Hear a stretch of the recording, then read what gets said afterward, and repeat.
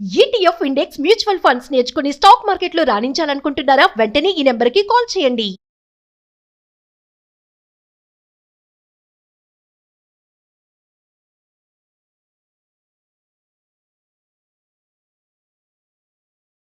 నమస్తే, welcome back to Suman TV. Present మనతో పాటు ఉన్నారు స్టాక్ మార్కెట్ అనలిస్ట్ సుందరరామరెడ్డి గారు.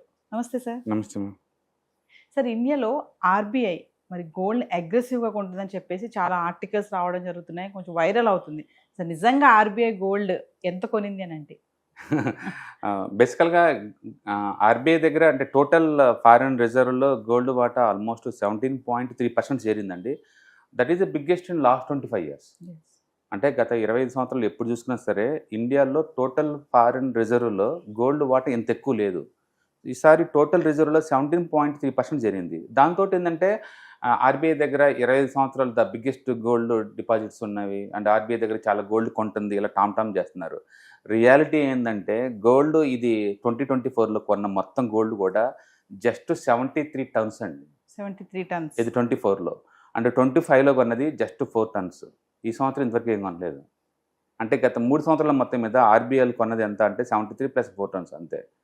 అంత గోల్డ్ కొన్నది. మరి ఎలా పెరిగింది అంటే గోల్డ్ రేట్లు పెరిగినాయి కాబట్టి ఆ టోటల్ ఫారిన్ రిజర్వ్లో గోల్డ్ వాటా అనేది 17% జరిగింది అనమాట. అంతే. గోల్డ్ ప్రైస్ పెరగబట్టి కొనబట్టి కాదు వీళ్ళు. అందుకని సోషల్ మీడియాలో చెప్పినట్టు 20 years హైయెస్ట్ నిల్వలు ఉన్నాయి ఆర్బీఐ దగ్గర, అలా ఏం లేదు. వాళ్ళు కొన్నది లాస్ట్ 3 సంవత్సరాలు మొత్తం కూడా లెస్ దెన్ 80 టన్సే. మొత్తం మీద అయితే ఆర్బీఐ దగ్గర 880 టన్నుల గోల్డ్ ఉందండి. ఆ గోల్డ్ కూడా 77% ఇండియాలోనే స్టోర్ చేస్తున్నారు. ఒకప్పుడు మెజారిటీ గోల్డ్ అంతా లేదు, లండన్లో గోల్డ్ వాల్స్లో స్టోర్ చేసేవాళ్ళు. బట్ ఇప్పుడు అలా కాదు, ఇండియాలోనే స్టోర్ చేస్తున్నారు. అంటే టోటల్ రిజర్వ్ ఆర్బీఐ దగ్గర ఏదైతే ఉందో 880 టన్నులు, అందులో 77% వరకు మన ఇండియాలోనే స్టోర్ చేస్తున్నారు. కాబట్టి ఆర్బీఐ అగ్రెసివ్ కొంటేం కాదండి, రేట్లు పెరగడం వల్ల మనకు అలా కనిపిస్తుంది. అంటే సార్, దీని ఇంపాక్ట్ మన ఫినాన్షియల్ వ్యవస్థ పైన ఎలా ఉంటుందంటే ఒక ఆర్బీఐ గోల్డ్ ఇలా కొంటే? బేసికల్గా ఎవరి దగ్గరైనా గోల్డ్ ఉందనుకోండి, ప్రస్తుతానికైతే వరల్డ్ వైడ్గా డాలర్కి హ్యూజ్ డిమాండ్ వస్తుంది. ఇంపోర్ట్స్ ఎక్స్పోర్ట్స్ అన్నీ చాలా జిగ్జాగ్ అవుతున్నాయి. అంటే ఈ టైంలో ఫారిన్ రిజర్వ్ ఎంత ఎక్కువ ఉంటే అంత బెటరు. ఆ రిజర్వ్లో గోల్డ్ ఎక్కువ ఉందా డాలర్ ఎక్కువ ఉందా సంబంధం కాదు, మొత్తానికి ఫారిన్ రిజర్వ్స్ ఎక్కువ ఉందా లేదనేది సంబంధం. రెండోది, గోల్డ్ లాంటివి ఉంటే ఏముందంటే అది యూనివర్సల్ కరెన్సీ లాగా ట్రీట్ చేస్తారు కాబట్టి ఏదన్నా కంట్రీకి డబ్బులు అర్జెంటుగా అవసరమైనప్పుడు ఈ గోల్డ్ని మనం వాడుకోవచ్చు అనమాట. రెండోది, ఇంటర్నల్గా గోల్డ్ ఇంపోర్ట్స్ ఎక్కువ అవుతుంది కదా, ఇప్పుడు వాటిని తగ్గించాలనుకోండి ఆర్బీఐ దగ్గర ఉన్న ఈ గోల్డ్ని మంత్లీ 4-5 టన్నులు అమ్మకాన్ని పెట్టారనుకోండి, ఇంపోర్ట్స్ కూడా తగ్గిపోతుంటాయి అనమాట. అలా ఇంటర్నల్ కన్జంప్షన్ కోసం మనం వాడుకోవచ్చు అండ్ ఫారిన్ కరెన్సీని సేవ్ చేసుకోవడం కోసం వాడచ్చు. యాక్చువల్గా 22-3 yearsలో హైయెస్ట్ గోల్డ్ ఉందన్నారు కదా, అది రేటు పెరగబట్టి కదా. అదే గోల్డ్ కాకుండా డాలర్ ఫార్మాట్లో ఉందనుకోండి మన దగ్గర అంత వాల్యూషన్ పెరగదు కదా. అందుకని గోల్డ్ ఉండటం వల్ల వాల్యూషన్ చాలా ఫాస్ట్ పెరిగింది అనమాట. కాబట్టి టోటల్ రిజర్వ్లో ఎంతకంత గోల్డ్ ఉంచుకోవడం బెటర్. అంటే RBI doing good thing.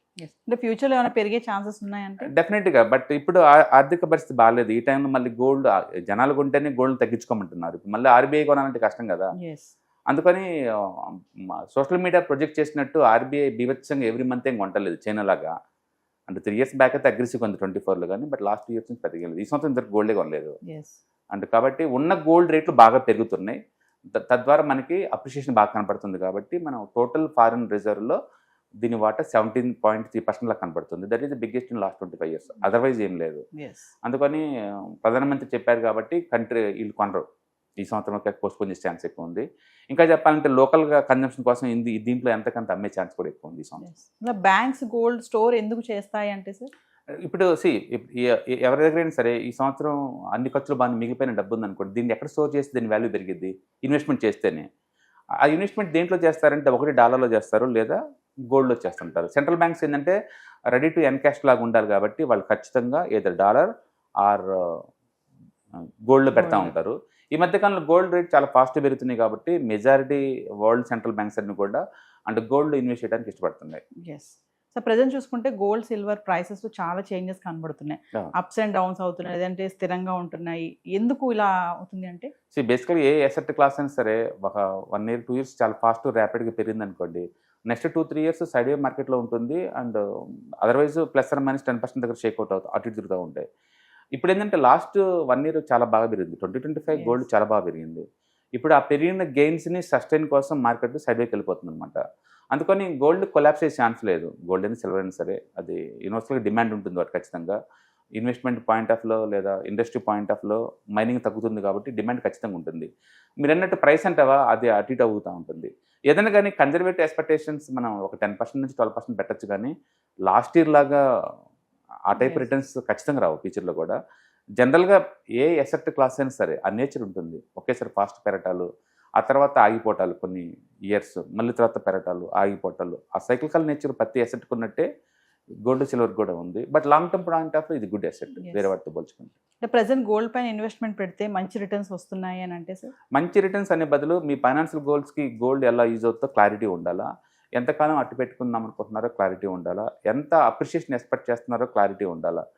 And కాబట్టి జనరల్గా చెప్పిన అచ్చం ఓన్లీ గోల్డ్ దగ్గర నుంచి అనుకుంటే మనం ఒక 12% ఎక్స్పెక్టేషన్తో ఎప్పుడైనా కొనుక్కోవచ్చు. బేసికల్గా అది లో బీటా ఎసెట్ క్లాస్ కాబట్టి. అండ్ అలా కాదు, ఓవరాల్ ఇన్వెస్ట్మెంట్లో అయితే టోటల్ వాల్యూషన్లో 10% అలా పెట్టుకోవచ్చు టోటల్ మీ ఇన్వెస్ట్మెంట్స్లో.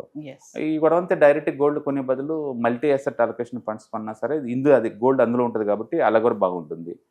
లేదు ఇంట్లో ఏదైనా ఫంక్షన్ ఒక 2-3 సంవత్సరాల్లో ఉంది దానికి కావాలనుకుంటే ఇప్పుడు కొత్తగా ఎన్ఎస్సీ వాళ్ళు స్టార్ట్ చేస్తారు గోల్డ్ ఎలక్ట్రానిక్స్ గోల్డ్ రిసిప్ట్స్, అవి కొన్నా సరే బాగానే ఉంటుంది.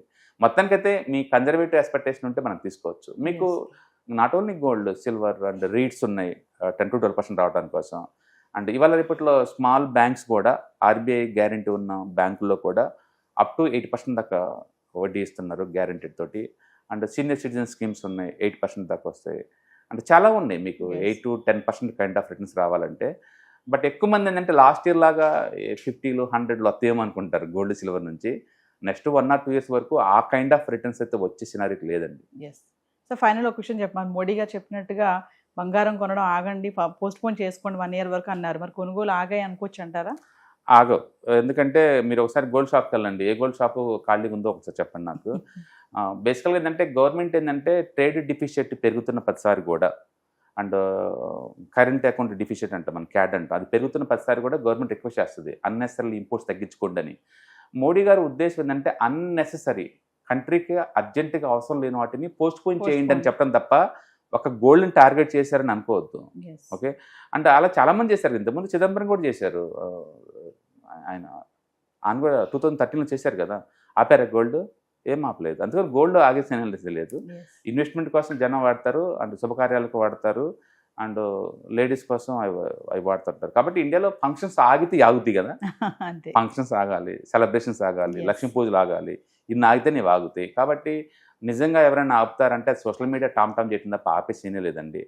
మేబీ రేట్ ఎక్కువ ఉంది కాబట్టి ఒక 10% డౌన్ అవుద్ది, అది న్యాచురల్. ఒక లీడర్ అడ్వైజ్ చేసినంత మాత్రం ఎవరు ఆగరు. కాకపోతే సెంట్రల్ బ్యాంక్స్ ఇలాంటి క్లూస్ తీసుకుంటాయి కాబట్టి అవి మేబీ అవి ఆపుతాయి. బట్ పబ్లిక్ అయితే ఆపే ఛాన్స్ లేదు. Thank you.